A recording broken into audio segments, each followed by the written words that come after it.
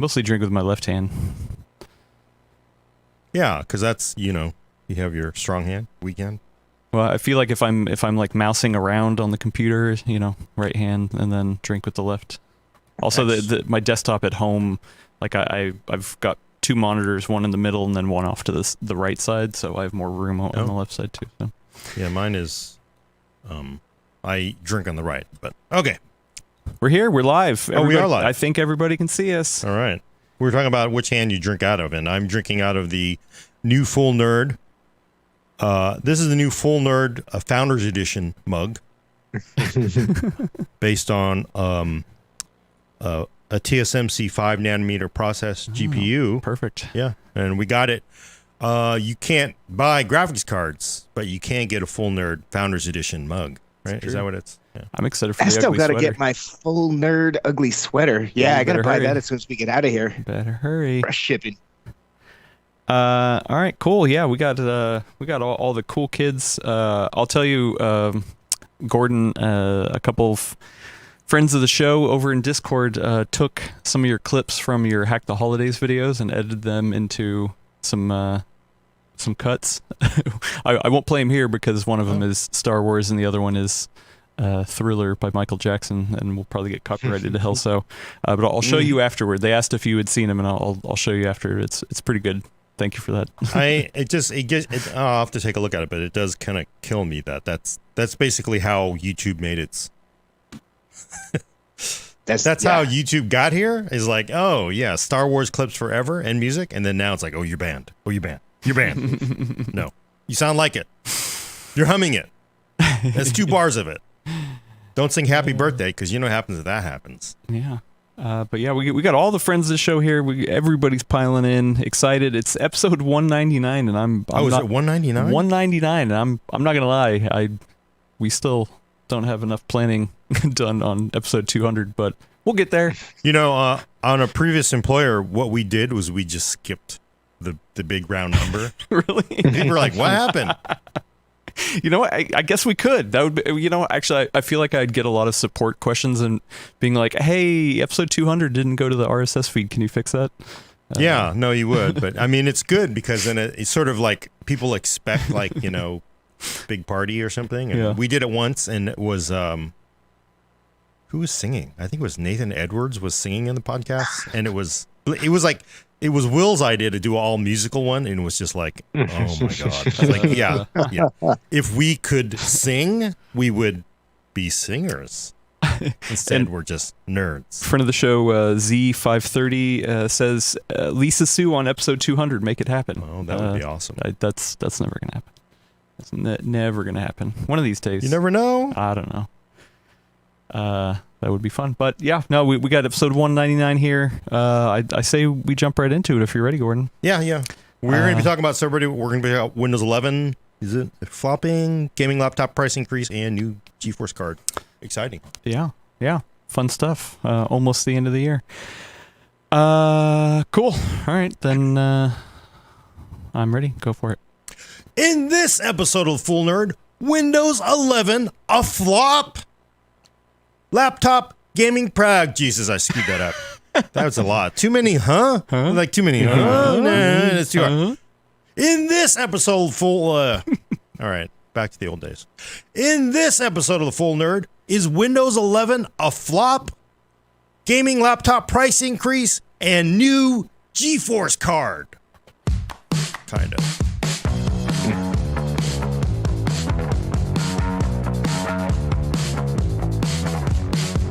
Welcome to episode 199 of the Full Nerd, and I'm flubbing everything this morning. Obviously, it's been a busy morning. I'm your host, Gordon Maong, with co-host Brad Charkis. My job's much easier. Hello, Internet. And Adam Patrick Murray is controlling the vertical and horizontal. I got to say, I'm excited for the end of the year. We have some fun stuff coming up, but I get emails whenever we get notifications for reviews that are left on our podcast. You should leave a review over on whatever podcast app you're listening on, but we just got one in recently that warmed my heart. I want to read it. It's from this was posted on November 25th over on Apple Podcasts, and they give us 5 stars. It was Zach to the Win.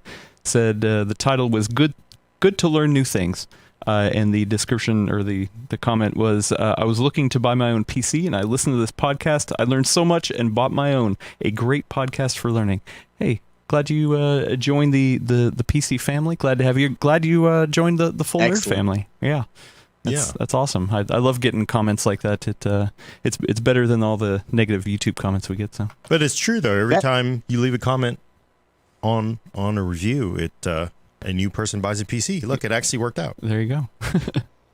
That comments like that are like 95% of why I do what I do, actually. So I'm super touched by that. Thank you for that.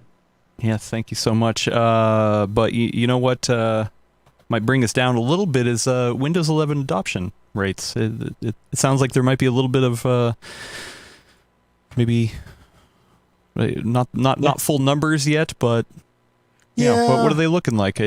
It's not looking good. It's not looking good, and I do want to caution that there isn't a lot of data, but I think the community really has it out against Windows 11. Clearly, for people on Sandy Bridge boxes, you're definitely against it. But basically, there's a survey from Landsweeper, and that is basically a utility that companies run to survey the equipment on their networks. And they have surveyed 10 million Windows devices in the business world. That's a very important fact.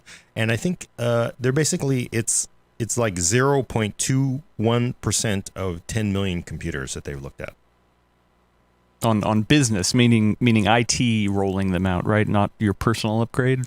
Yeah. But, I think, of course, people then, they see like, oh, my God, like 0.21%. And there's so much anger at Windows 11 for leaving people behind that people are happy. Of course, they're cheering this because they're frankly very happy that Windows 11 fails. You know who you are. There really are people out there who think this way. And it ain't going to happen. It's not going to happen. And also, I think there's sort of one flaw with looking at this kind of information is you're looking at a utility that, for the most part is used in fairly large companies or medium-sized companies to manage hardware on a network, that nobody's going into offices. No, it's not like I can tell you I have a desktop computer here that I requested, and I have not booted that machine in years. And literally, right? Because I haven't come back to work at my desk in years. So I think there's a real big flaw in like looking at this data and going, oh my God, like that's horrible. Like I think there's like more Windows XP machines than there's Windows 11 according to this, I guess. I was looking at my phone contact list and I realized that our conference room I have pinned as my top contact, and I haven't touched it in nearly 2 years at this point. Yeah. So, I mean, people just want to simply see that data. They want to rush to judgment and cheer the thing that they can't run anyway, not technically. So they're just happy to see it fail, and they are cheering for it to fail, and we know that's there, you know who you are. But I think this data is just simply, when you're talking about big companies, if you work at a company that supplies you a computer, you know how they are. Like, I mean, like, they give you computers, a brand new computer that they somehow bought, and it's like, it's ancient, right? It's like 4 years old somehow. And like somehow there's like a special place they buy old computers from to sell to employees as new. And they also just, big companies, they don't like to upgrade operating systems. It's a huge undertaking because they have to make sure everything works. I've worked at places where they prevent you, the IT department will prevent you from installing security patches until they make sure the security patches don't break your machine. True, yeah. And of course, if you think about how ridiculous that is in a lot of ways, because it's like, yeah, there's a risk of breaking it. But if you have like 5,000 machines where you are opening it up for a 0-day exploit for 2 extra weeks while you like look at it to make sure it doesn't break your image, that to me is kind of crazy. So, yeah. I think, it's a fun headline. There's a reason we didn't run with it. It's because this doesn't broadly apply. It's an IT asset management firm, and everything you're saying is right. Companies, if they were going to upgrade to Windows 11, it's worse than that security patch. They not only have to make sure all that technical stuff works, but Windows 11 looks so different. They would actually have to like train people how to use it again. Oh my God. Because we're watching Full Nerd, and we can figure it out.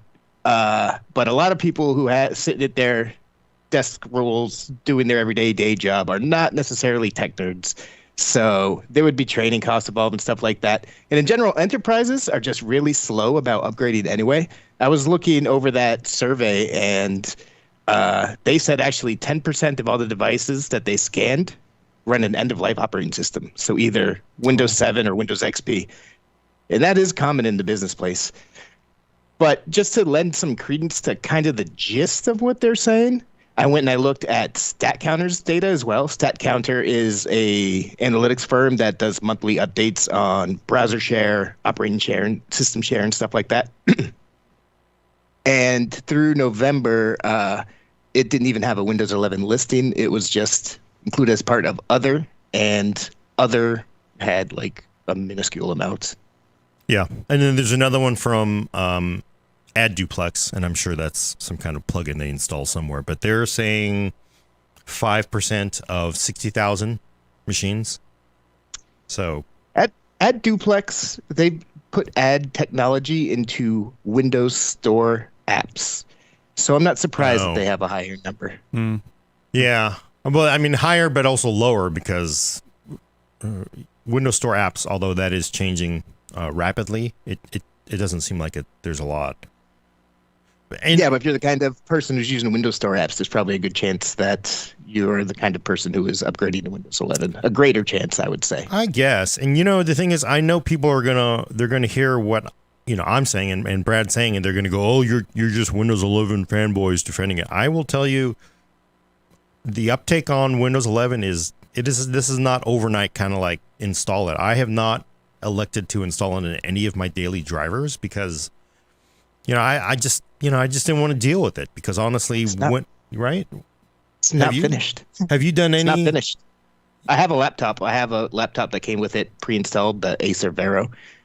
So I have been playing with it, but there's no way I'm going to install it on my desktop right now. Like I've said this in the past, copy and paste for Windows 10 did not work for 3 years, and the taskbar's not even finished in Windows 11. So I'm in no rush to put that on my PC that I paid a lot of money for. Yeah, no, I mean, again, despite what I'm saying here, and Brad was saying is like, don't be like, oh my God, it's a flop. It's like, it is not a flop, but yeah, I still have a lot of major issues with 11 for myself at this point. I like the whole copy and paste thing. Like, it just drives me nuts. I had to figure out, like, how do I copy and paste? It's like, you have a major problem when people can't do the most basic functionality of your operating system. You know what really, and this is the time when we were defending Windows 11. Now it's time to rag on it. And Microsoft. And I think, what kind of bugs me the most is I read a column and it said, I like Windows 11 because as a Mac user, putting the taskbar in the center or putting start menu in the center is more like a Mac. Have I talked about this before, Adam? You did. I think you probably read this. It still bugs me. PCWorld? It still bugs me that anybody, like, I was like, oh my God, that's right. Like, because it's like for Chrome, to make it friendly to Chrome and Mac users, it's like, that is just like, so to slap in the face. That's not even like an open. That's like a fist slap, I think, basically on the side of your face to everybody who's used Windows and has always had the start menu on the left side since like Windows 95, right? And then now to be friendlier to Mac and Chrome OS users, you move it like that is just the rudest thing in the world. I think that's just horribly rude. So I'm certainly have issues. I can get around all that stuff. And there are some utilities you can use to fix some of this stuff. Start all back, what is it? Start 11 is the one that StarDock has. They're both great. They're both $5. They give you a lot of the functionality that we're complaining about, but you shouldn't be having to pay third-party tools to have basic operating system control. Yeah, and I think the thing that insults me the most about that, because it is an insult, is it just takes you for granted. Now, granted, what are we going to do? I'm not going to move to a Mac OS. I'm not going to go to Chrome OS as a primary machine. So you're stuck, but it's just the insult to the entire user base there is what kind of galls me with that. And then, the last time there was a lot of talk, like, because, that start 11, that was a really big thing with this really wonderfully successful operating system called Windows 8, right? Because that was the big deal with 8. It was such a break of the UI. It just, like, everybody's brains just kind of like stopped working for a few months. that was a big deal to install Start 8 to make it, run right. And it felt like Windows 8 never really recovered. Now, I'm going to say this, having used a Windows 8.1 desktop up until 3 months ago, because I was just too lazy to upgrade. 8.1 was a lot better. It was, yeah. And the funny thing is to go back to actual Windows 8 was kind of crazy. But Windows 8.1, even though it was just sort of a half, it wasn't like it wasn't the full deal. But you do wonder if Start 11 is like, oh my God, like this is awesome for us because now we can sell hundreds of thousands of licenses to make the OS useful again. It's just like that's just getting off to that bad start. Is like, how do you recover from that? Yep. It is. I consider Start 11 like if I had to upgrade my computer to a Windows 11, I'd consider it a must install utility at this point. And that's rough. That's a rough place to try to come back from. But they're going to. I mean, I think everything about Windows 11, from the UI to the hardware restrictions to everything, is really Microsoft drawing a line in the sand and saying this is how it's going to be from now on. So I think that's just what it's going to be, unfortunately. They're starting to listen because one of the big gripes about Windows 11 is that it makes it a major pain in the butt to change your default browser. You can't just say, hey, I want to use Chrome for everything. You got to go and say, I want to use Chrome for HTML, for PDF, for all these, esoteric stuff. But right now they're working in the dev channel to update that. So they are listening and trying to make improvements. But Windows 11 is definitely off to a rocky start. Yeah, no, it's really rocky start, but it is nowhere near, say, Windows Vista or Windows Millennium. No. Windows 8 was honestly not a bad operating system outside the UI, but Windows 7 was really, Windows 10 was really a reskinned 8, right? So, but I will give Microsoft some credit here, actually, because I think part of the reason that we're not seeing as quick adoption as we did with, say, Windows 10 is because they're not acting slimy this time around. For the Windows 7 to Windows 10, Microsoft acted super duper slimy. Forced upgrades using dark patterns with the UI to trick people into upgrading. If you didn't answer it, it would just upgrade for you with no prompt whatsoever. Like, it was super gross. And they're not doing any of that this time around. They're just saying, hey, Windows 11 is here. It's available to you if you want it. Click this button if you do. So to give Microsoft credit, that's the right way to do it rather than forcing it on people. And they're doing that this time around. So. No, that's good to know. I'm just trying to remember like people being tricked into that. That'd be pretty bad to wake up the next morning like, what the hell? My ex was very, very upset. Yeah, I actually got interviewed by the BBC over articles I wrote back then because I was very much leading the charge against what is this crap you're pulling on people. Yeah, and the funny thing is, I understand because from Microsoft's point of view, they can't have people living on Windows XP for 50 years, right? That's not no way to run a business or anything. You can't survive doing that, and it's simply not safe. Yep. But it feels like for the PC crowd, maybe, I don't know if it's just because it's older or something, but like UI changes, and maybe for me, like UI changes really just, they gripe me. Like they make me so angry. Like I was using Google Maps the other day. Holy smokes, like I can't figure out anything in Google Maps anymore. Like I was literally talking to Elaine. I was like, is it better on iOS? Because I'm seriously going to just trash this stupid Android operating system for iOS because I can't stand Google Maps. Because it's just like everything, you can clearly see that everything is an ad. And the UI is just sort of like, the crazy thing with phones is they're willing to change the entire UI experience and just have you lost for days. And they don't even care, right? Whereas on the PC, you move the start thing to the middle, and we're coming up with pitchforks and forks, right? So, yep. And that's a good thing, though, I think, because like I was saying earlier, most people aren't nerds like us. Most people are like, I know how to do this exact thing that I need to do to buy what I want to on Amazon, to do what I need to in Windows. Click the E. The E means the internet on my desktop. So moving fast and breaking things is not great for that crowd. And I think the PC has a lot more people like that. Yeah. Although, it's funny because I think back to, it might have been Windows, was it XP? XP adoption rates, I remember, of course, this is a, different this is a different era, but the Windows XP adoption by gamers was huge. Like, it was like within it felt like 6 months, every single gamer had moved over to XP. I mean, the previous OS was kind of, lousy, but I remember the XP adoption was incredible. I don't know what the gamers are adopting Windows 11 at this point. I don't see that either at this. So there's just a lot of sort of like bad indicators. What stinks is there's actually some really cool gaming tech baked into Windows 11. They have that direct storage stuff that's coming out. Auto HDR, if you're one of the few people who has an HDR monitor, that's dope as hell. But, or heck, sorry, Disney. But,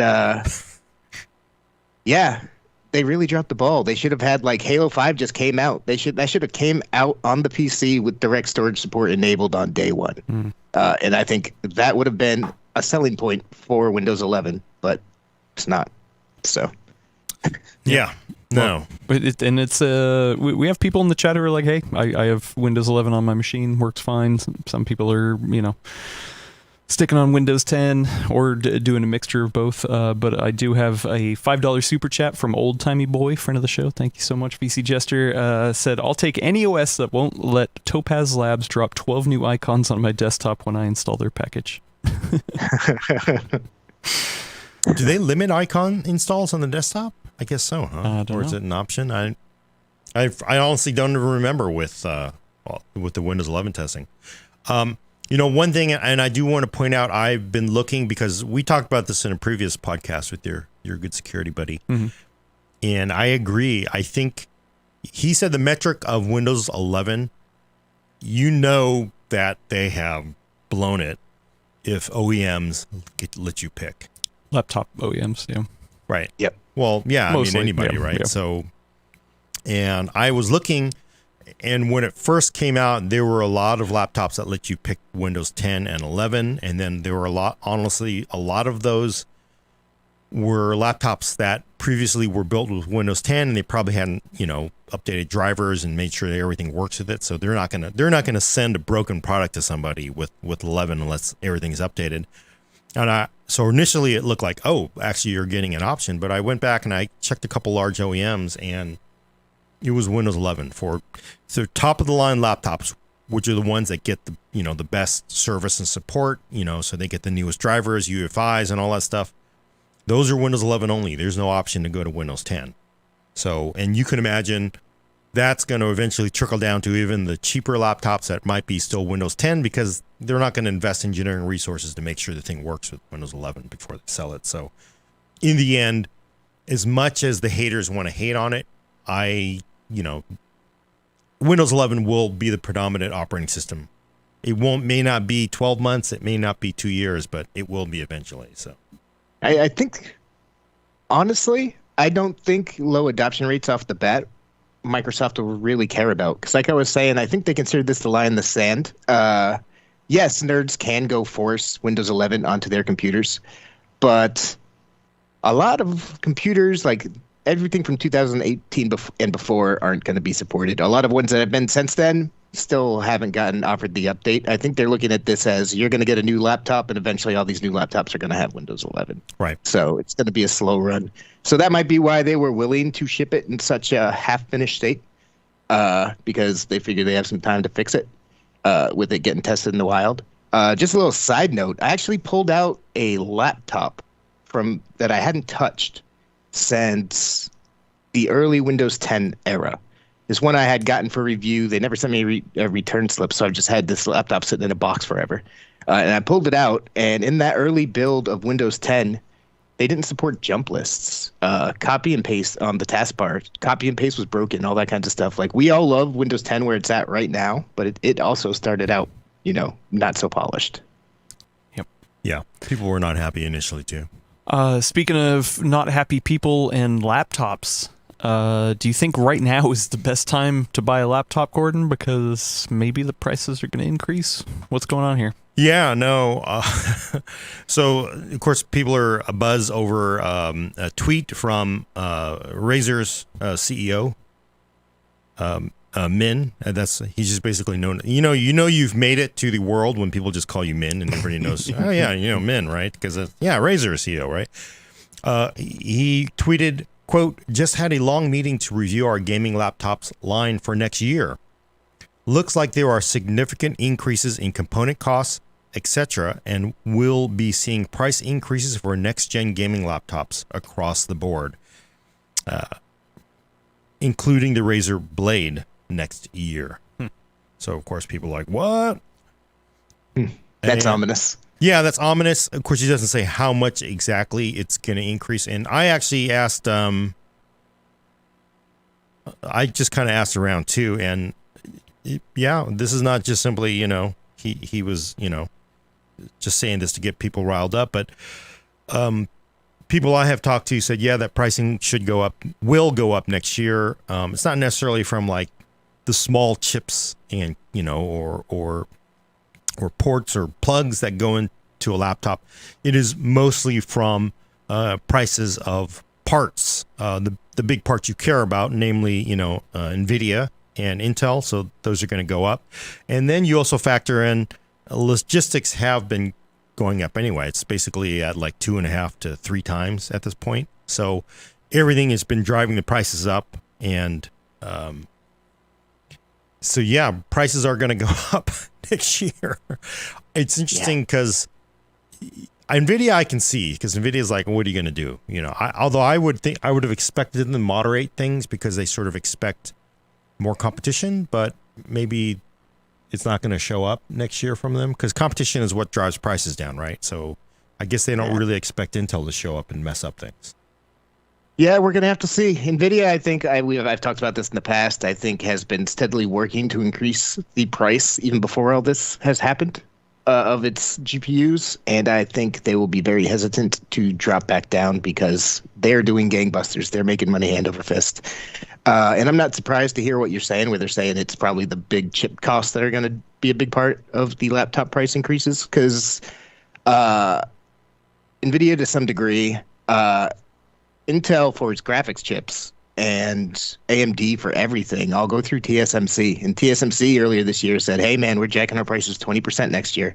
So those are going up. Those get passed along to us. Yeah, no, and that's a really good point because I think a lot of the reaction from the internet is like, oh, NVIDIA's just decided to jack prices up because, somebody wants to buy a new supercar or something like that. That's not necessarily what is going on, but a lot of it is just the increased costs of everything that they're paying. I mean, logistics went up for them too. So logistics went up for manufacturers. The price of the silicon has gone up. Everybody, this is just sort of the thing that's sort of boiling everybody to death. Why I now pay 50% more for the cereal that I've eaten for the last 3 years. So it is pretty terrible.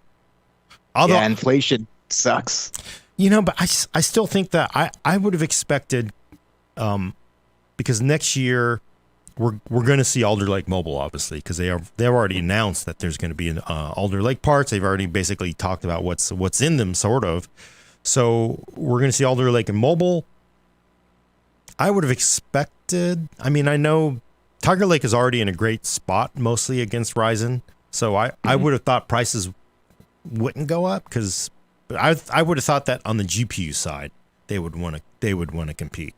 So for Intel, we'll know by the end of the first quarter how things are going to shake out. I think where Intel prices its desktop graphics cards is going to tell us a lot about how 2022 is going to go on that front. I think.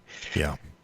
Although the other thing too is like, because I will say when I talk to people, they're like, yeah, Intel price is going up. Nvidia prices going up. I ain't hearing people saying AMD prices are going up. So I don't know if that's just simply because AMD hasn't forecast how much stuff is going to cost, or they have had in this last year for AMD has been spectacular, like beyond expectations. I would think for anyone getting into gaming laptops, getting into premium ultra portables, that's in AMD's entire existence, you could really never get a premium laptop based on AMD. They was always the secondary brand that nobody wanted in a laptop. Now it's really like, yeah, gaming laptop, premium laptop, OLEDs and all that stuff. It's right there. And I think And that's in their entire history. Believe me, I've watched AMD for a long time. In their entire history, they have never been in the position they've been in with laptops as they are right now. If they could only have more chips to put in those laptops, I feel like they could have put a bigger dent into Intel and Nvidia, but they just never, it feels like they never had enough parts to really make a difference. Yep. And I'm not surprised hearing all that you're not hearing that AMD is necessarily increasing prices. Part of it might be simply because Intel and Nvidia is like the power combo in the vast majority of laptops.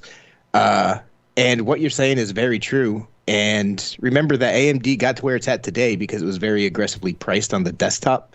And then it took that success and brought it over to the laptops. So now they're starting to do that. They're hitting their stride in laptops, like you were just saying. They're going to want companies to start using their chips, so they might be incentivized to keep costs down. So that, but that's why I sort of expected maybe Nvidia and Intel to like, well, we need to be more competitive with AMD, but then I'm sure Nvidia and Intel are look at how many parts you're going to ship. It's like you're not even going to we ship more than 3 months than you do in a year probably. So it's probably from their point of view not going to make any difference. But I just feel like if they just had more capacity, they could really help with prices and everything this year. So this next year, I agree. And they're already there. I feel like at this point, all these companies are going, we're going to sell whatever we make, so we might as well make as much money as we can off of it.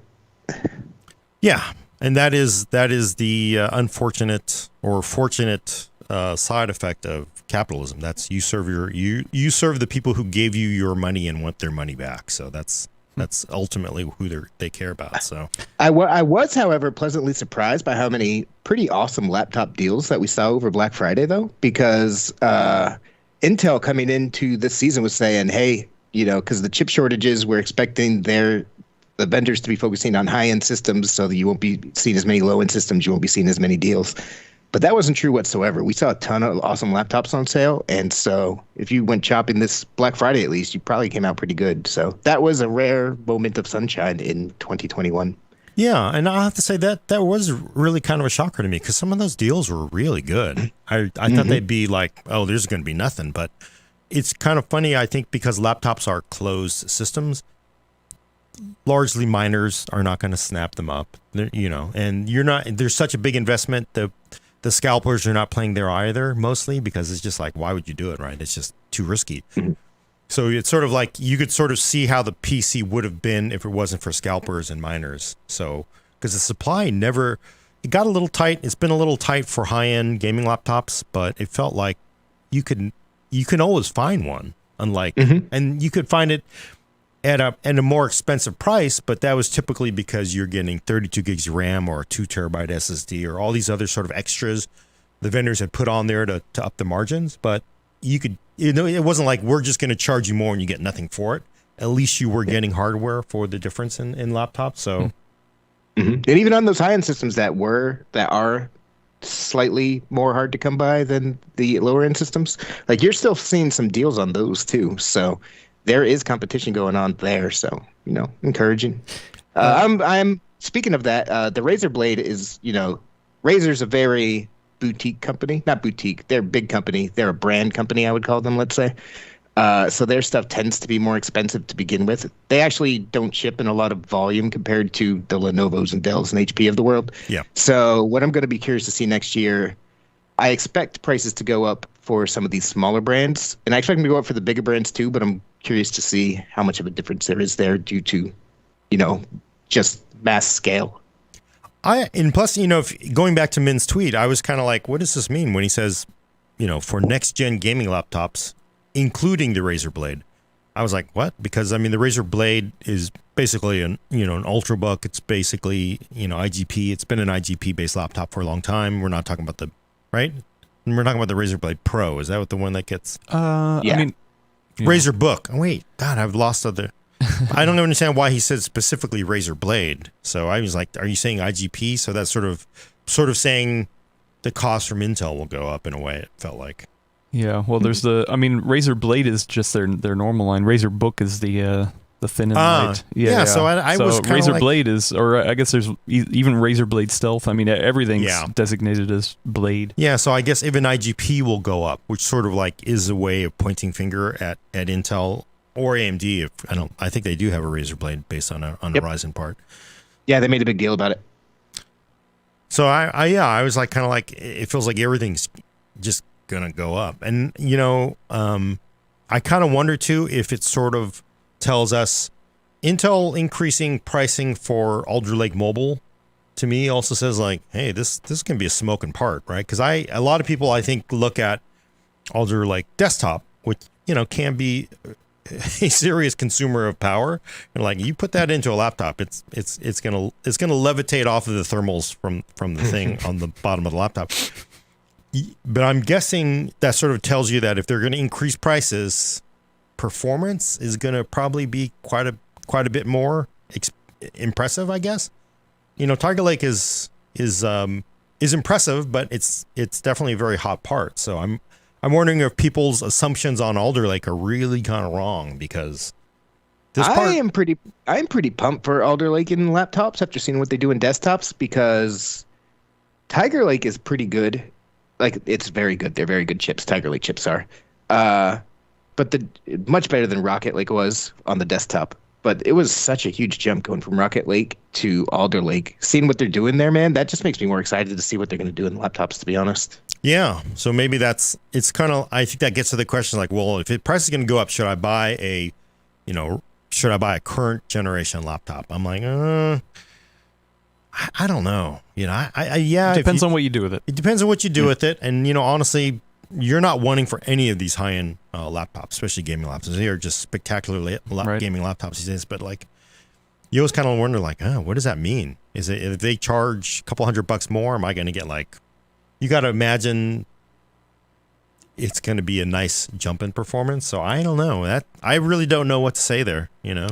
A question I have, going back to the Min announcing this on Twitter, not many companies really do a public announcement like that on a Twitter, right? Usually they kind of just want to be like, oh, hey, here's a new line. Oh, by the way, it's a little more expensive. Like, why would he do this?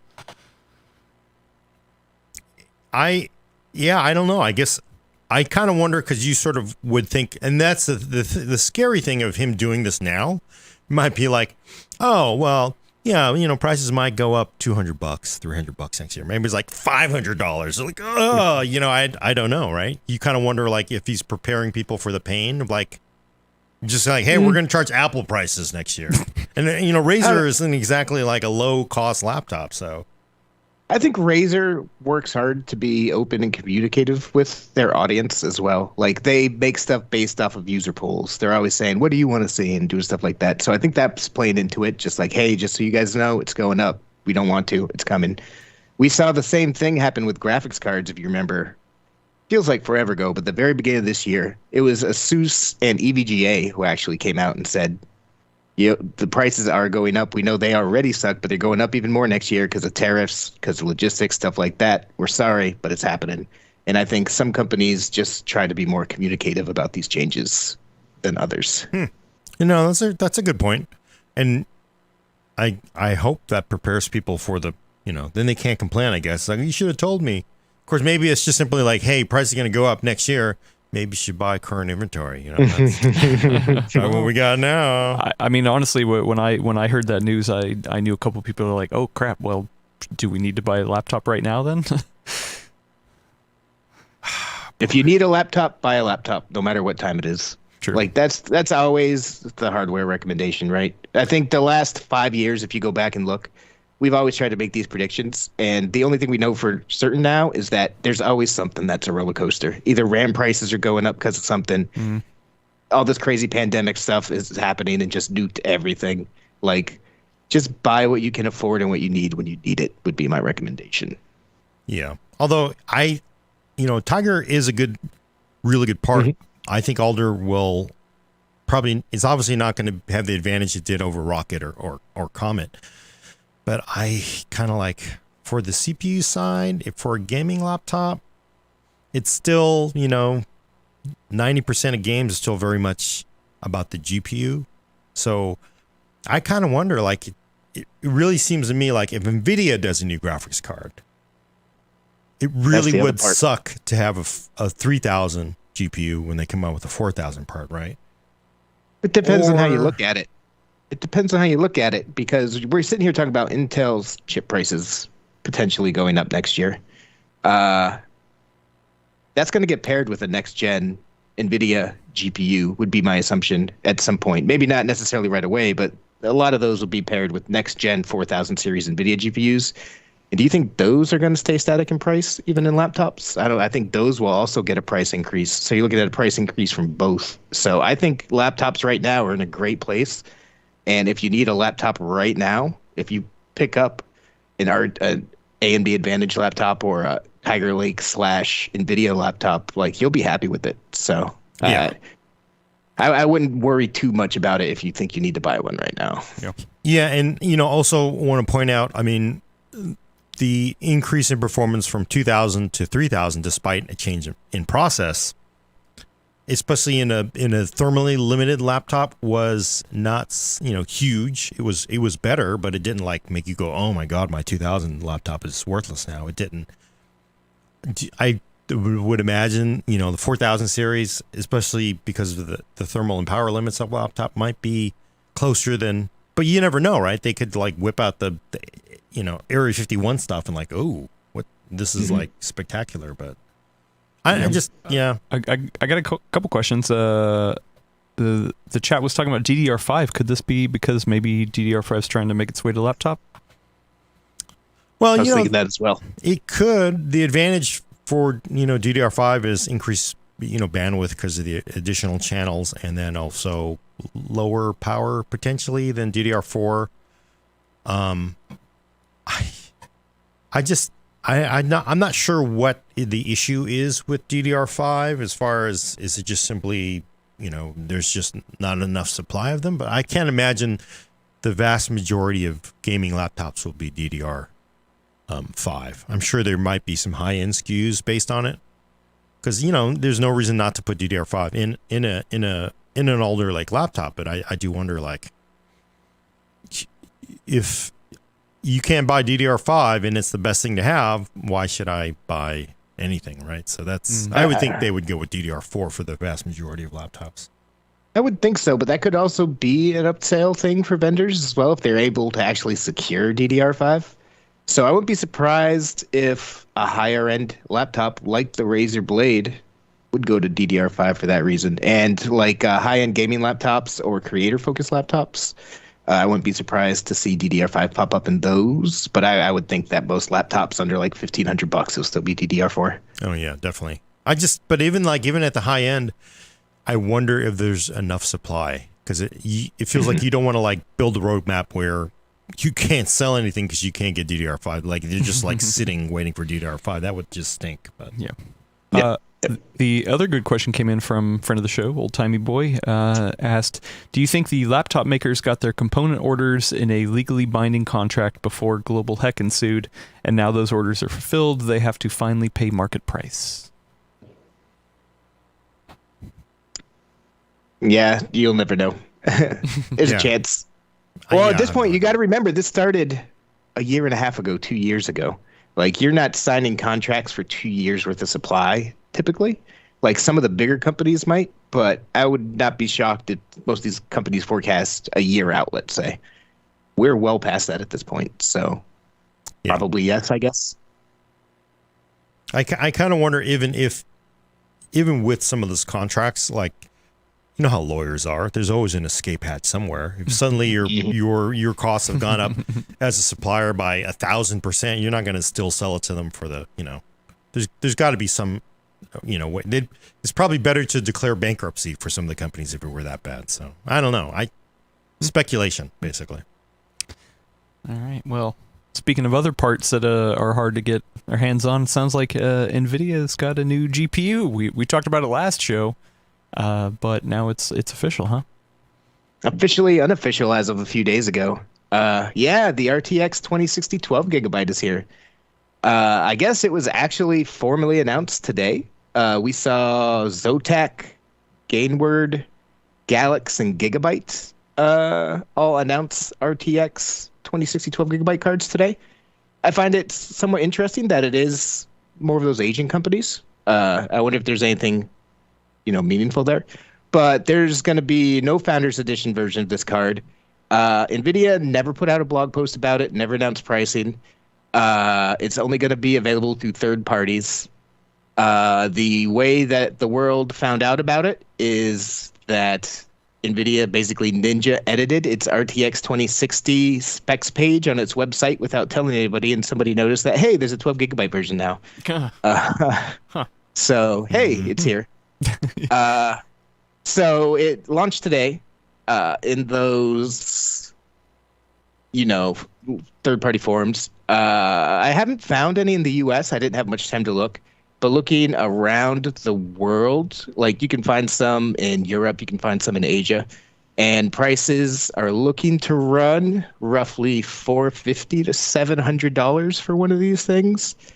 So people who were thinking that it was going to be the budget revival, the superstar savior, no, unfortunately. No company has offered these for review. Like I said, Nvidia has never even announced the product. Nobody reached out and said, this is coming to me. They didn't put a press release out, none of that.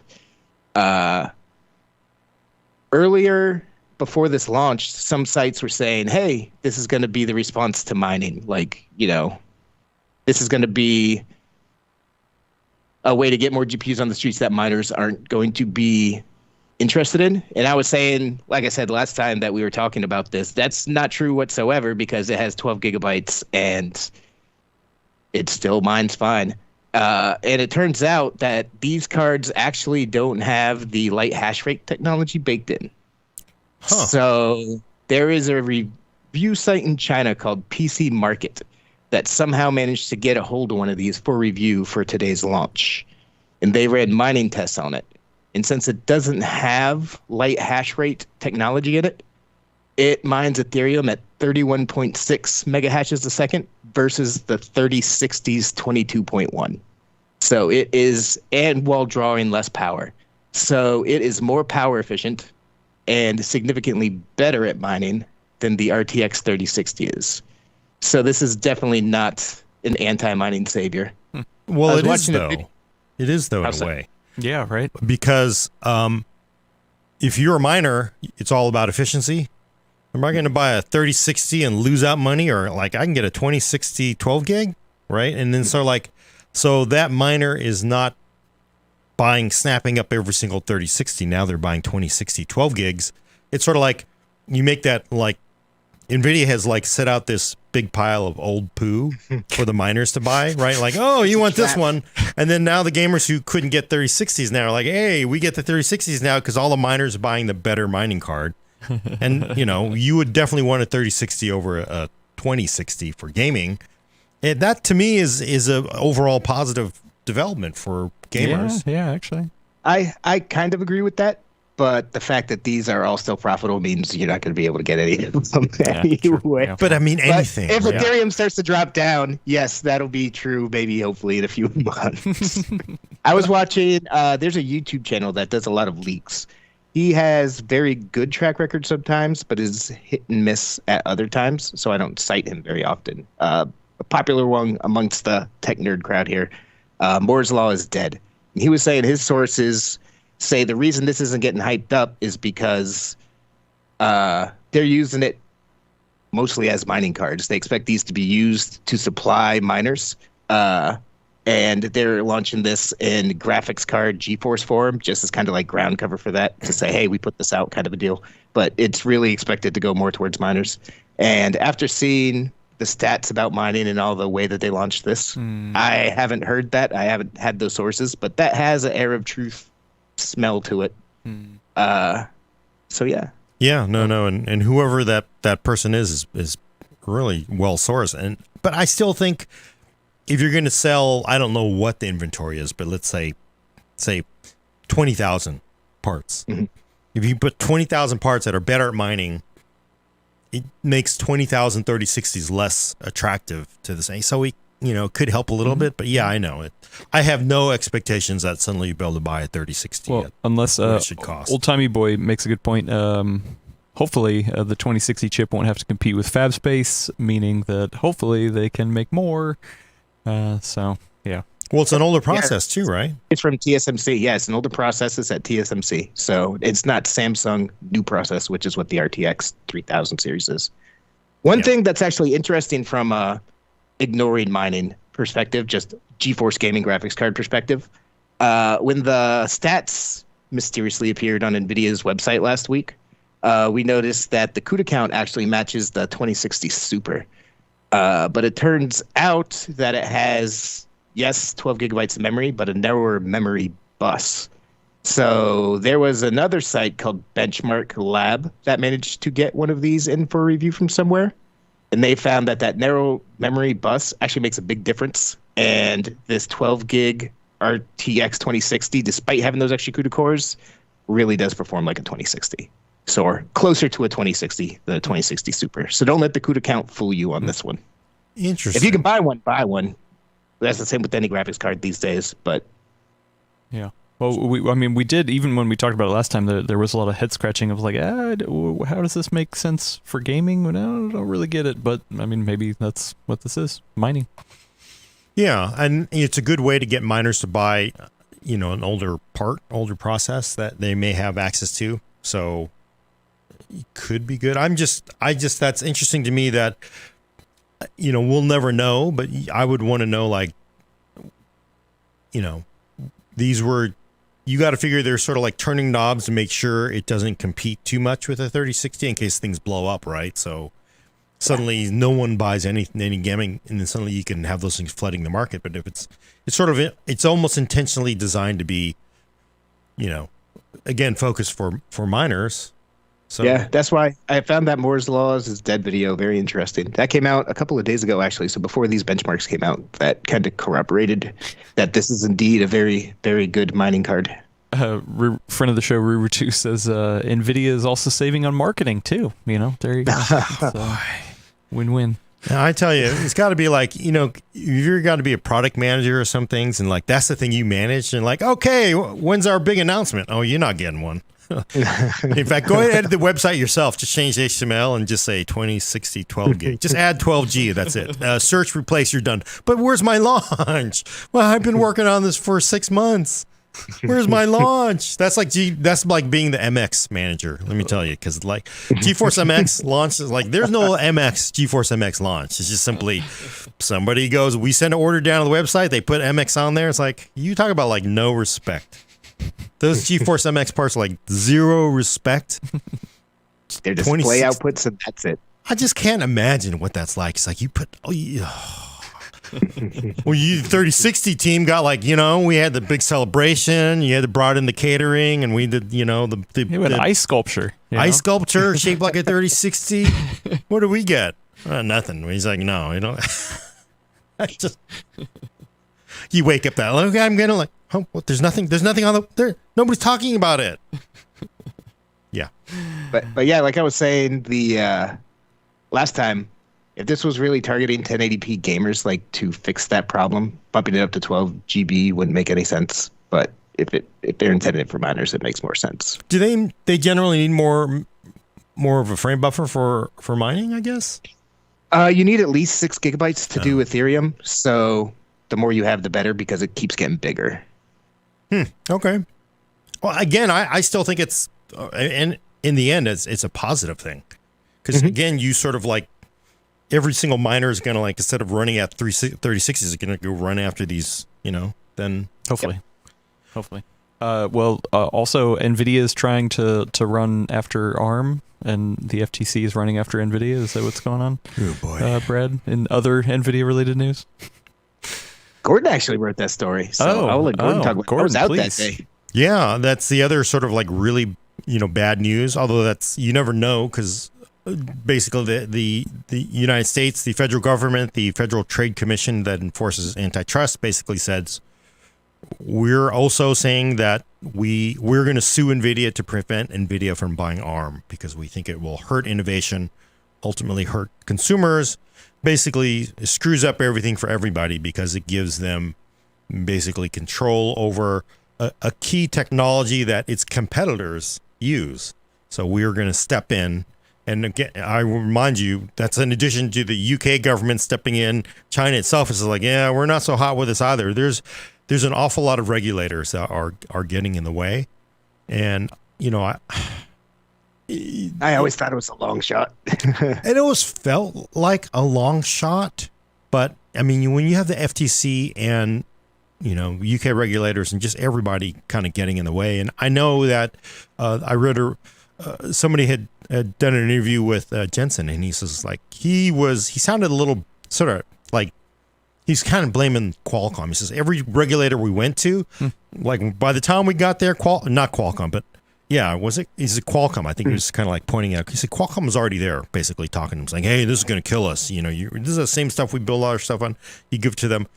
So he was sort of getting at like, yeah, there's a lot of big dollar companies that are very much against this. So they are trying to get regulators to stop it. So it almost sounded like they sort of see where the writing is in the wall. I know Nvidia itself is like, no, this is ridiculous.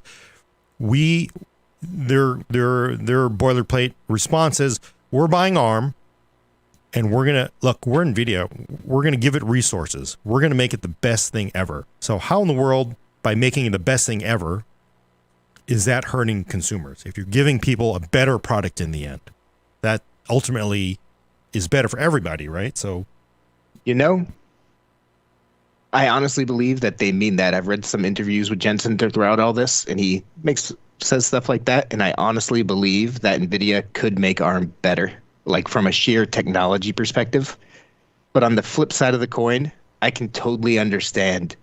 Like ARM is like the backbone of a whole lot of the technology industry as a neutral party. Like they're the backbone to Apple's chips, to Qualcomm, to Samsung, to the stuff that you have in your smart home devices, to everything. And so for all these companies to go, then our rival chip maker Nvidia is going to be overseeing that and just be like, oh, we promise we're not going to use any of your information, guys. I can see why a lot of people have cold feet over it. Yeah, no, I mean, even though it would, I have no doubt that Nvidia could make ARM even more technologically attractive. Right. Of course, the other argument Nvidia has made all along, ever since they announced this deal, is like, look, we're not going to spend, what is it, like, is it $40 billion? I don't even know. Like, because I stopped counting after maybe 10 billion because it's just sort of like made up at that point. We're not going to spend that much money and then ruin it. We're not going to there's no way, because we want to make that money. We want to make it better. That's sort of been the company response to this, because everybody clearly from Apple to, well, Samsung in some ways to Qualcomm, nobody really wants to see it end up in Nvidia's arms, right? But what stinks is, where does that leave ARM?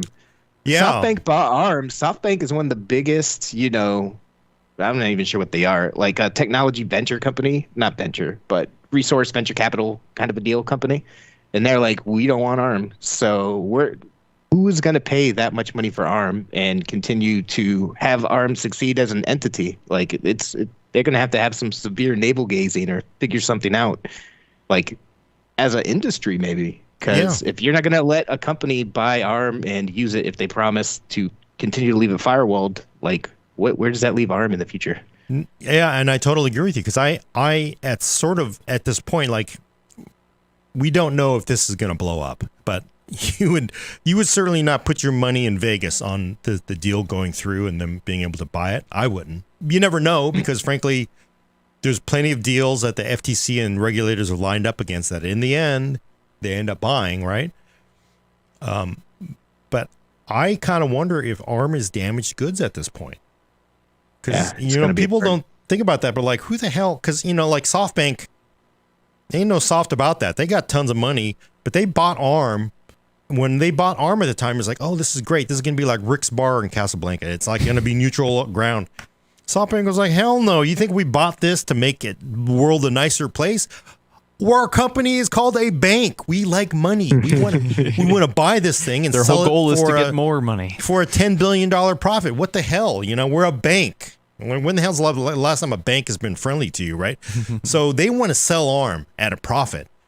But I can tell you, if people think like, oh, well, maybe Apple can buy them. Apple was rumored to buy ARM. You think anybody's going to like let Apple buy ARM? Hell no. You can't shut down Nvidia and then let Samsung or Apple buy it. No, that no does way. Not make any sense. It's way worse. You're right. Qualcomm cannot buy it. No one could buy it. Samsung cannot buy it. Intel certainly couldn't buy it. So who the hell is going to buy it? Like Microsoft? Like, oh, we're a neutral party. We don't care. Like, hey, we make software. Same thing, right? I mean, but like, you're a SoftBank's like, who the hell am I going to sell this to? McDonald's, because it's like, it's got to be somebody so outside the business. Like, like you figured if McDonald's bought ARM, they would just like, yeah, we're putting them on the, you get a McNugget and you got a chip in it. But I mean, I just kind of wonder like what's going to happen to ARM now, because SoftBank, it's a bank. They want their money. They want their billions of dollars from a deal. So who the hell can they sell it to at this point? So Meta. You could almost argue if you were Nvidia, like, look, this having gone so far, they've already agreed to this. If you blow this up, you will have hurt innovation for everybody, because now where's ARM going to go? Where are they going to get funding from? They're basically damaged goods unless you sell them to Arby's. Like, it's not going to go anywhere. So you might as well let us buy them, right? So I would love to see ARM buy Arby's on every iPhone, though. That'd be great. Old Timey Boy gave us a $2 super chat, said Blackstone should buy ARM. Yeah, Blackstone owns IDG. Well, the other thing too is I was just thinking about this. Go ahead. You're talking about Microsoft. Just before you get too far away from there, can you imagine how absolutely pissed Intel would be if Microsoft bought ARM? Or AMD too. AMD and the Xbox. I mean, yeah, Microsoft makes hardware. It does make you wonder, because I mean, Microsoft says, look, we sell 95% of our products, well, on PCs and server operating systems on x86. We're Rick's Bar, right? We can be neutral. We don't, we want to make, and frankly, that increases the competition with Intel and AMD. They need to step it up, and us owning ARM would do that, because that would be crazy, but Dominic Wong, friend of the show, says SoftBank could do an IPO and relist it again on the stock market. I guess. But here's the other thing too, is if this deal, I mean, remember, SoftBank says, hey, you want to buy ARM? Jensen's like, yeah, sure. Let me just write you a check. Well, yeah, let's do it. Handshake, you have a beer. And then, of course, everybody got in the way. What do you think? Here's the other problem, I think. What do you think Apple and Samsung and Qualcomm are thinking? It's like, this deal, if we successfully prevented this deal from going through, that's an if, right? What the hell is it? SoftBank doesn't care about trying to like maintain this, neutrality for us. They want to make money. We can't buy it because obviously, I mean, I don't. So then, that every single one of them are looking for exits, because if ARM did get sold to somebody long term, they need an out. So, what happens? Consortium? Would a consortium work here, you think? Like, they all group together and invest? I have no idea. I don't know, but isn't that more of a danger? Because now you have, you've already got these tech giants that now control. Remember, it's not just simply that it goes into Galaxy and iPhones and iPads. It goes into some POS, $5 IoT device, right? Yeah. You really want this consortium controlling all of that? And I don't know. I just don't know. And frankly, I don't know enough about how ARM works and all that, but I just kind of wonder, long term, you got to figure every single company's got, they have stepped up plans for an exit strategy. Like Apple has always had famously exit strategies. They got out of power, they got out of x86, and they have a way to get out of ARM too, because they're not going to want to be beholden to anybody. So, you want to talk about the biggest purchase going on in the world? No, I don't. I have one more bit of Nvidia news. Oh, please. Please, Nvidia news. So just while we're talking about Nvidia news, I'm ad-libbing this. Adam didn't know it was coming. Today, or it was yesterday that it happened, but today the reporting came out. The what? Just about GPUs. Nvidia's CFO said that they hope to be better supplied by the second half of 2022. So by the end of next year, they hope to be in a better place. That's a ways away, obviously, so that kind of stinks. And I would just say, since all this started, all the companies have just basically been pushing these estimates out 6 months every time. So I don't put a lot of stock into it. But Nvidia says they hope to be better in 6+ months. Oh, huh. I also hope. That's not what I expected. I actually expected Brad to talk about GeForce Now and the 1080p tier because... The 3080 tier, you mean? Well, 3080 tier, because we haven't had don't we have to have maintain if we don't mention GeForce Now in the last, it's got to be in every single podcast. Otherwise, that's 2 in a row. I got to say, I'm not the one who brought it up. Yeah. But it's because we have to mention it because it's a thing now. We don't. We definitely don't. That's why I wanted Elena on to explain her GPU purchase for her Black Friday PC. But. Yes.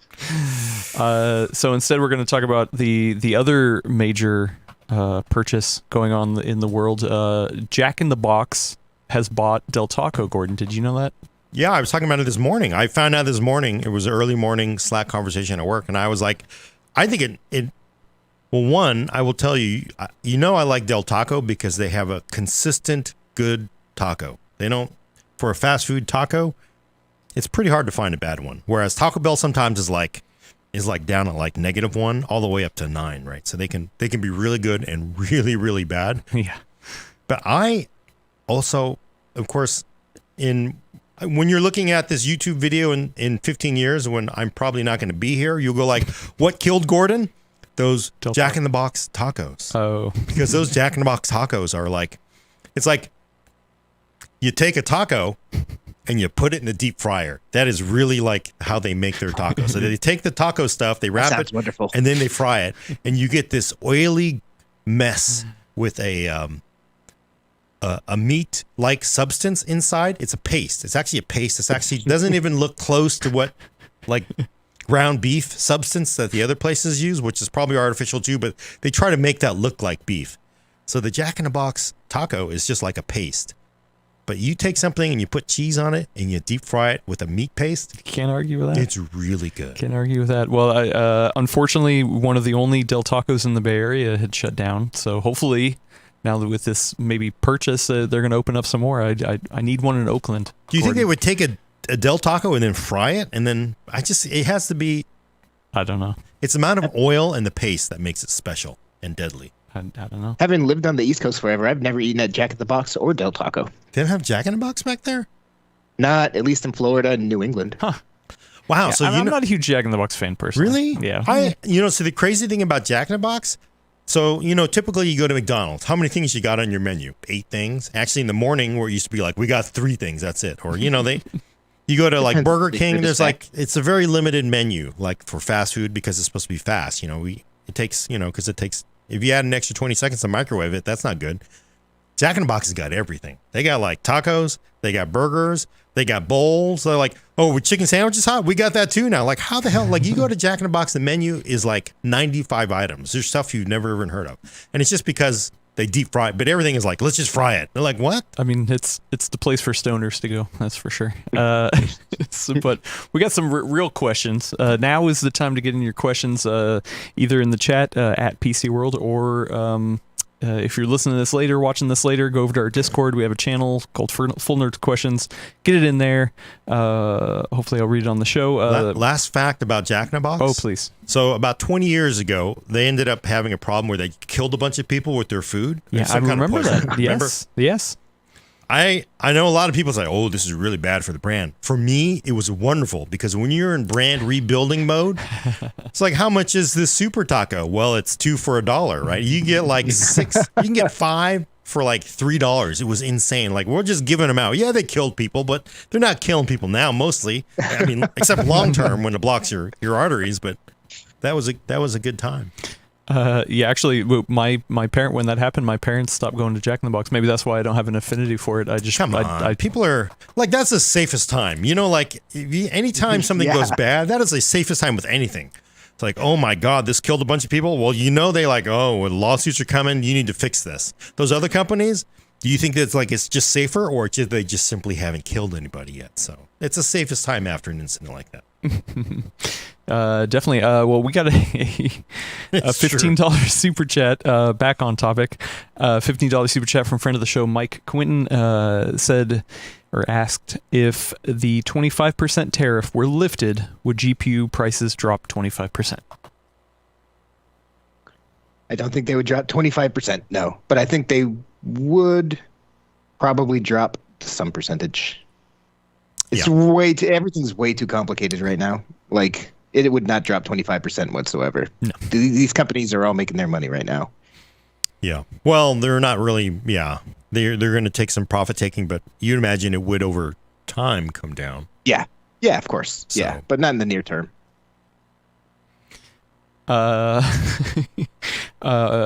B Maj over on YouTube said the over at the Civic Center, Del Taco replaced Burger King. Would you go? I think they would have to.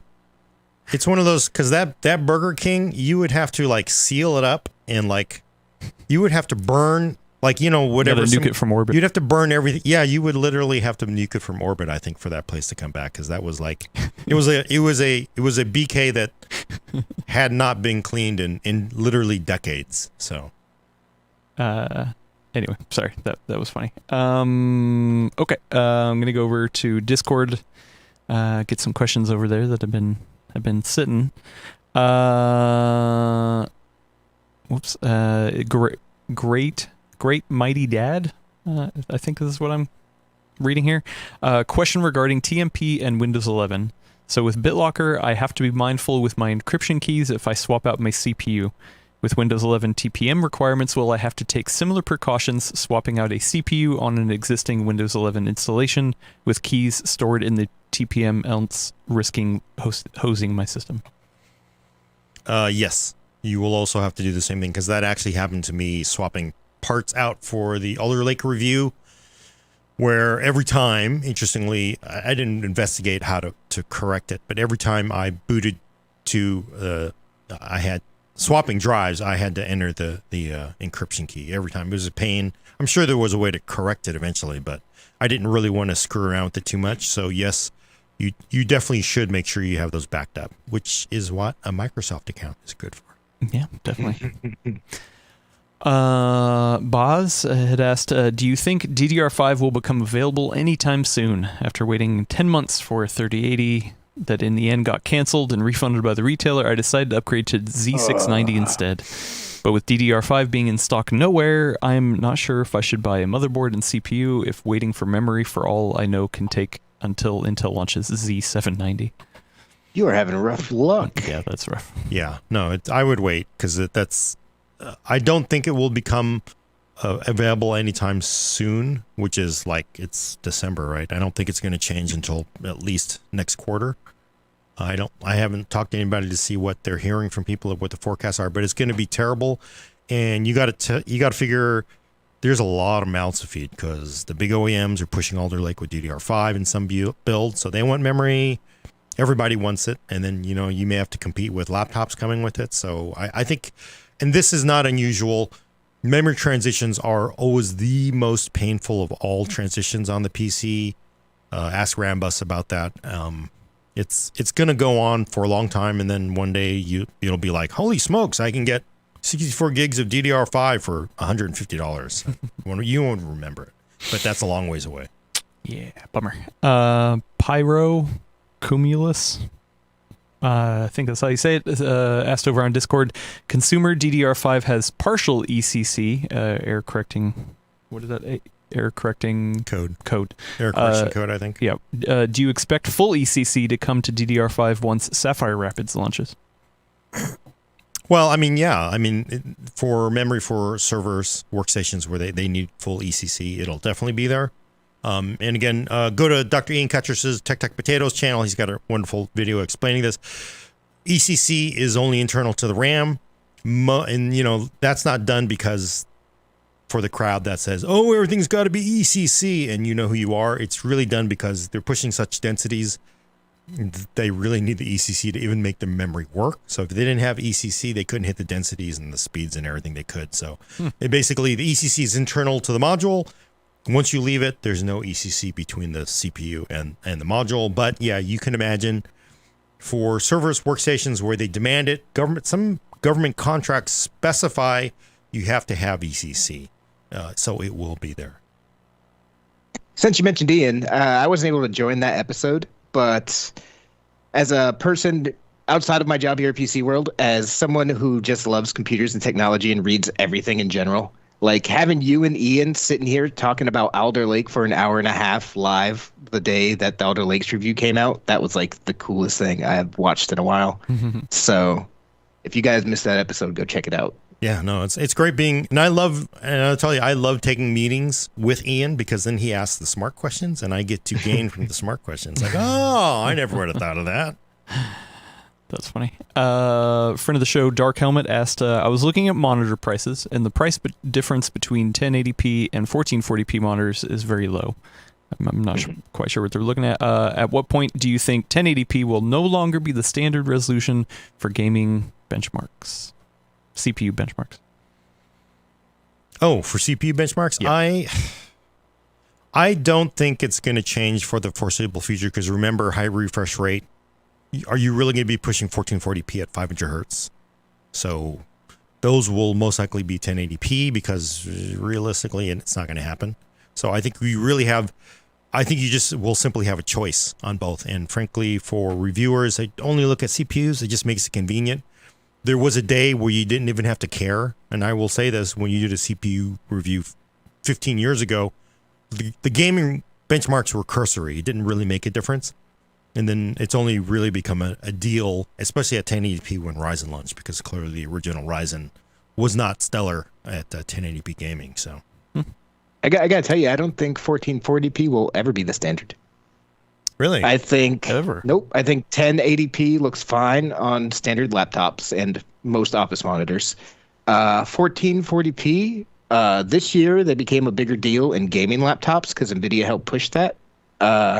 Just last year, Jared Newman, one of our freelancers, did an awesome piece talking about why are there no 1440p laptops, and it all has to do with volumes of scale because display manufacturers make 1080p panels and 4K panels for TVs, and TVs are much higher volume for scale. And 1440p panels aren't just limited to PCs. They're limited pretty much to gaming PCs. Like, I don't think there's a lot of office workers going like, oh man, I need a 1440p panel. I think one day 4K might become the standard, but I don't think that 1440p ever will. But you should get it. I think it's the sweet spot for gaming. Like 1440p is where it's at, but I just don't think it'll ever become the standard.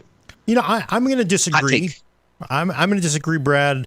And I will say that I do agree. Yeah, nobody ever oh, good Lord, how long do it take to move off of, 720p, right? It takes forever, but I think it will eventually happen. And I think that's largely based on, seeing 1440p exist at all on gaming laptops. And also the other thing that I've noticed in a lot of laptops is 16:10 aspect ratio, right? Because ever since we went to this stupid ass 16, Disney, 16:9 aspect ratio, I just like, why are we running these stupid narrow screens for? Give me 4:3, and laptop makers would never say why, but sometimes they're like, look, I remember talking to a very large OEM, and like, why the hell are we stuck with these lousy, stupid aspect ratios that just don't work for what you do in a laptop? They're like, look, we basically, sadly, this is a conversation 6 years ago. They're like, sadly, panel makers, they don't give a damn about the IT industry. They care about TVs. They care about, basically we get the leftovers. So if they're not making stuff in these other aspect ratios, at these higher resolutions, we're not going to get it. And we're not going to pay for it because you're not going to pay for it. If we paid for it, we can't charge Apple, Microsoft pricing because that's what they do. That's why Apple and Microsoft have always had sort of that. They've been ahead in aspect ratios for a lot of them. And that really has changed over the last maybe 2 years, where it's like, because I've been asking every vendor, like, what the hell? You all told me years ago, and this is not going to happen because of you basically the leftovers. And a lot of them were saying the lot of the panel makers, they care what's happening with IT. It's sort of important. And then there you get these like, you're getting sort of like screens in different places. Like they always cared about what the TV makers made. But now it's like, hey, you know what? Tesla doesn't want a stupid 1080p panel. They want 1440p, right? They want this aspect ratio. So we're getting all kinds of different aspect ratios that other people are investing money on, and then the volume people can step in and sort of buy the extras. So that's, I think long term it'll happen. I mean, it's like 720p is dead, but I guess I can also agree with Brad that it's so far away that never is probably also realistic to me. Well, I have been seeing a lot more 1610 laptops these days, though, which is great. So yeah, no, and give me options. 1610, 1600p panels, and that's just it's really amazing, right? Because for years and years and years and years, this stupid thing is a 16:9. It's just a lousy aspect ratio, and now everybody suddenly has it. So maybe. Well, I can't find it. I thought it was in the Steam hardware survey, but don't they list like the pixel density or not? Sorry. Yeah, the resolution. Resolution. Yeah, it's still largely 19 by 10. Well, no, I was just wondering which is higher, 720p or 1440p. I can't find it in here. Oh, I bet 720p is still higher. Yeah. Keep talking. I'll find it and get back to you. I do wish the Steam survey was a little more reliable, though. So primary display resolution. Here we go. Where is it? Windows 1920 by 1080 is the most with 69%. Got to resist making a joke. 4K is 0.4. Oh, geez. 1440p is I read that wrong. 4K is 2.4. 1440p is 9%. Oh. 720p is down to 0.3%. Holy smokes. Wow. Well done. See? Dang. It'll take, so by the year 2031, 1080p might actually be down to 5% maybe. Yeah, honestly, I thought 1440p would be lower than that. That's not too bad. That is not too shabby. But I tell you what, that's what I'm telling you. It's gamers, man. That's 9% for 1440p, which has been viable for way longer than 4K, and 4K is already up to a third of that. Yeah, so true. Yeah, no, yeah, definitely. Well, wow, that's 9%. That's impressive. That does feel like surprised. Yeah, I mean, it is an awesome resolution if you have a big enough panel. So I'm a big fan of it. Although, frankly, 1600p is I'd prefer taller rather than so. 1600p is 0.7%. Wait, 0.7 and yeah, what's, and it was 9.07 for 1440p. And what's 4K? That's 2.45. And the funny thing is, 1600p panels have been out of production for 5 years. So that's, but nobody ever gives up. It's your refrigerator. Why would you junk it? Mm-hmm. Yeah, it's funny. I was thinking maybe I'll buy my kids new monitors that are high refresh, and 1440p. No, because then it'd be you can't push it. So. A couple more fun questions before we get out of here. Friend of the show, Ziv, asks, who would win in a battle? 1,000 fifth graders or one lightsaber wielding Gordon? Oh, man. I don't even know why, because... Well, and Old Timey Boy follows up, ask Gordon where the younglings are. No, because you don't... I will tell you I will lose. I would tell you, because you think, oh, well, lightsaber, that whole Jedi thing?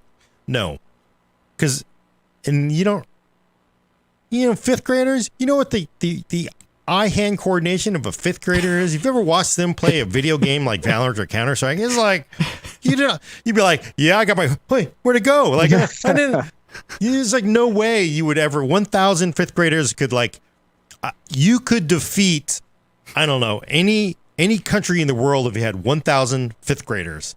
Properly trained, because it's just this. Properly trained. You just that hand-eye coordination is that's just scary. That's just scary. And then they will swear at you and oh my God, you're in the fifth grade. You shouldn't be using this language. Lindsay says they'll floss and distract you. They'll put you in a trance. Could you imagine that 3-card Monty would be like, you couldn't even see it. The hands would have been like, because, man, I'm watching these kids play games like, damn. I just think the Ewoks managed to take down the Empire, and 5th graders are an awful lot like Ewoks with less hair, and they could definitely take down one dude with a lightsaber, even if it is Gordon. Yeah. No, definitely. That's just like not even compare that whole. What did the Stormtrooper armor even stop? Because they were like dropping them with like arrows where the bows were only like this long, and they would hit them with rocks. It's like, what is the Stormtrooper armor? What does it do exactly? I mean, you know, I don't know. You had to make a lot of them. You had to make it cheap too. Mass production, that's what it is. Last question is a $5 super chat from friend of the show, Lindsay Murray. Said, what do you call the drink when you mix all the sodas from the soda machine? Sacrilege. Wow. Yeah, because that's... You didn't have a name for it? Oh, did I have a name for it? I'd only ever mix 2, and then I would come up with a name for the 2. Like if I mix Sprite and Cherry Coke. If you mix all of them, that's gnarly, man. Yeah, well, and people in the chat were talking about this. Lindsay had asked this earlier, and people in the chat were talking about it. But yeah, I think this got brought up because I told her that I was the guy in high school that we would put a cup in the middle of the table, and we'd all go out to eat, and I'd ask somebody to put something from their meal in the cup, and then I would be the one to drink it. Of course, that's what every. Yeah. And you think you're going to compete with that 5th grader where they're sharing one cup among 600 5th graders? No, you are not going to compete with that. Like, that army would be like unstoppable, right? And they would just line up outside the 7-Eleven and they would just like use the same big gulp cup as like, no, you're not competing with that. Like, it runs on nothing. It runs on $5, right? Well, the answer that some people make the joke that you call it diabetes. That's a good one. Somebody, Maurice Tech Time, called it swamp water. It's not bad. The End called it cotton candy. Mike Brazone called it sludge. Ralph. Yeah, I'm from the South, where slizzard is a term, and I don't really like it, but I don't know. I kind of like it for the ultra soda combo. I would call that a slizzard. Huh. Okay. Well, the one that the majority of the chat, including myself, called it was suicide. It was called suicide. Even though, I mean, that's whatever. It's just soda mixed together. But yeah, I just think it never tastes good. But it doesn't taste bad. Yeah, it does. Yeah. Believe me, if Coca-Cola, if they like, what are we making for our new flavor? Well, just mix it all and put it in a can. That flavor does not sell. Like we put everything in one can flavor. No, there's a reason why it's a fixed flavor. I agree with Adam. I agree with that. I think it doesn't necessarily taste bad, but it doesn't taste good. Yeah, it doesn't taste good. No, it doesn't taste good. No, what is that? What is that one drink that people always go to the Coca-Cola factory and have that? You know, they have the drinks all around the world, and there's that one drink that nobody ever likes, but you got to taste it. I had it. Aquafina? No, that's not. I can't remember. Anyway, it tastes. Suicides taste better than that. But yeah, there is a drink. I can't remember. Beverly, maybe that's what Swill it is. It's called Beverly. Maybe Swill. And Lindsay says tastes like perfume. Beverly. I would take a suicide over Beverly. Yeah. Also, Old Timey Boy gives us $5 more. Says Gordon over there with his refined city folk palate. Yeah. No, I'm just gonna do one, but I'm not, and I'm gonna put a lot of ice in it too. Like, you put a lot of ice in it now because you get to. Well, you know what? Actually, this makes me think. We have our episode. Where we end of the year we do our predictions and we look over the predictions from last year. Yeah, maybe I'll go get a suicide and I'll dip my paper in that. Yeah, we'll see how it goes. Cool. Anyway, that's it. Let's get us out of here, Gordon. We got stuff to do. Check back next week for your fix of PC talk on the Full Nerd. For audio listeners, subscribe to us on iTunes, Google Play, Spotify, or Stitcher, and please leave us a review. Every time you do, Jack in a Box will deep fry a soft drink slizzard. Send questions and comments to thefullnerd@PCWorld.com. Thanks for coming. I'm Gordon Ung with Brad Charkas. Adios. And Adam Patrick Murray's going to hit the off switch. Now I'm thirsty. Thanks, everybody. we'll see you later. Bye.